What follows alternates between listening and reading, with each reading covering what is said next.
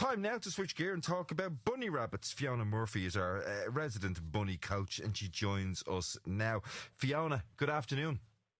Good afternoon, how are you? I'm very good, enjoying my first day back in after 2 weeks off. Great to catch up with you again. Listen, tell me, grooming. Bunny rabbits and grooming, they are wild animals at the end of the day, although domesticated. How much intervention do we need to make into their grooming routines? So we need to do quite a lot because their natural behaviours are changed because they're with us in the houses. So, for example, they shed their coat in the wild as well, but because of the way we have our central heating on and the weather is changing outside, the climate change and everything, they need some help with the molting. And they don't dig with their nails as they do in the wild, so they need some help to having their nails clipped as well in most cases. So most of the grooming needs are as a result of our sort of domestication of them? Yes, absolutely, yes. So if you imagine when they're in the wild, they're underneath the ground, they're going to the warrens to stay cool, whereas here they're in central heating in the wintertime, and then in the summertime maybe air conditioning if you live somewhere warm, and if not, then it can just be warm in the house.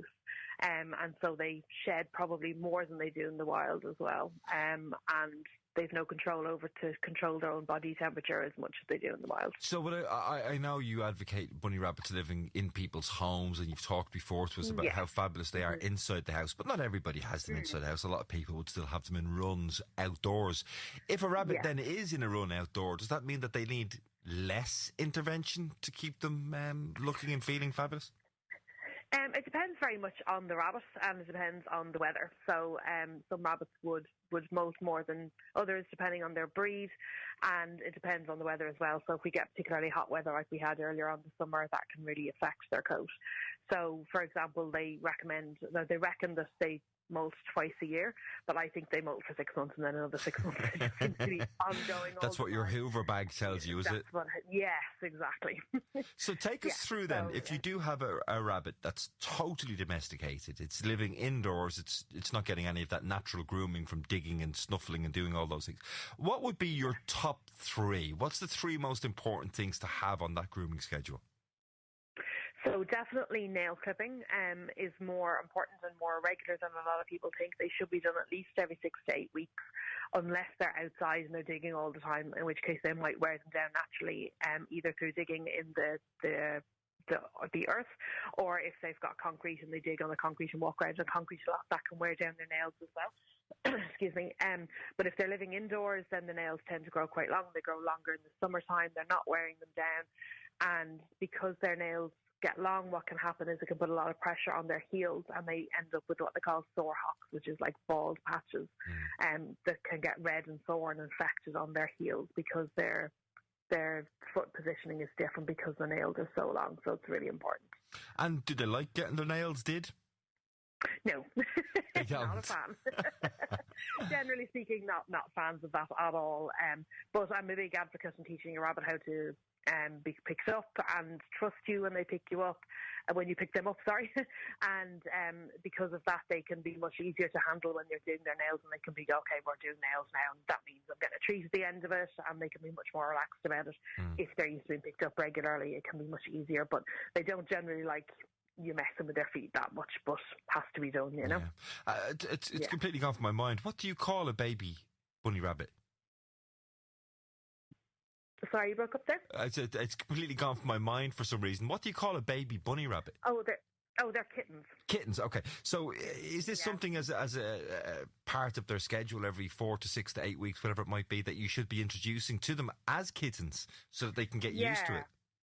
Absolutely. And when they're small, their nails can be very sharp, even though they're not long.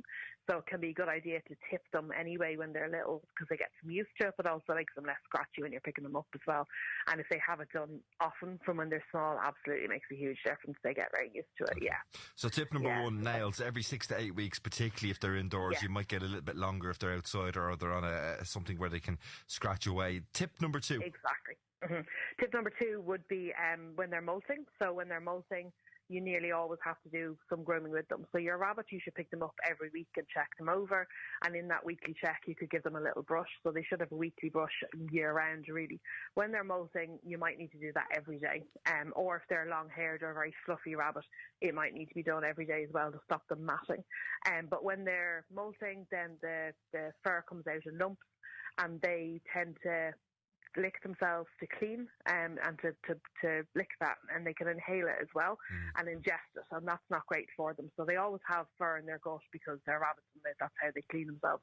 But unlike cats, they can't vomit, so they won't vomit up that fur, and it gets stuck in their gut then, which can slow down their gut. I know we talked about that in the past with the gut stasis as well. So it's really important to help them out with the grooming, get as much of it off as you can as well. So. And with the molting, is it literally just temperature changes that causes that, or is it hormonal, or what's the sort of, if, for example, we get a hot spell in the middle of October, could that set it off again?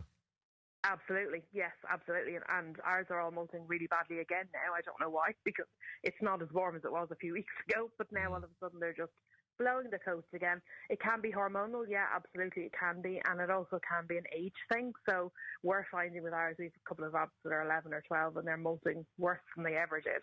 And I think it's just as they're getting older. But also babies lose their coat as well from kind of 6 to 12 months of age. They lose that baby coat as well, so it's more kind of gradual. And then as they get older, then they do that more sudden kind of blowing their coat. And the owners sometimes have had their rabbit a year and they're like, where is this all coming from?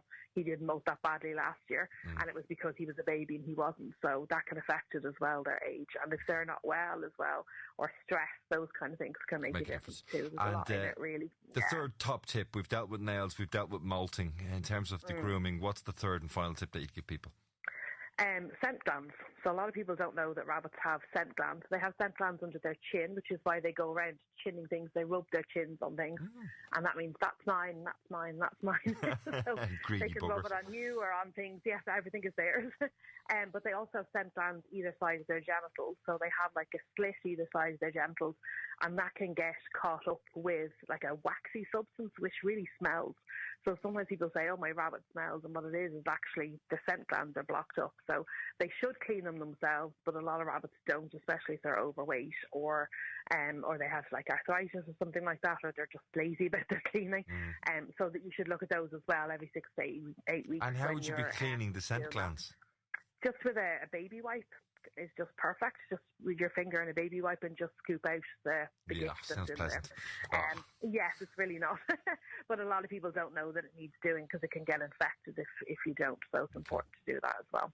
Well, Fiona Murphy, the Bunny Coach, thank you very much. Top 3 tips: nail clipping, of course, dealing with the matted coats that can come when they're molting and making sure everything's in order in that regard. And the probably least pleasant of all 3 jobs, the scent glands, needs to be checked over as well. Fiona, a pleasure as always. Great to be back chatting to you. And hopefully you don't have to change the Hoover bags too often with all the extra molting that's going on. Hoping so. We'll hope we'll calm down soon. Yeah. The KCLR Daily with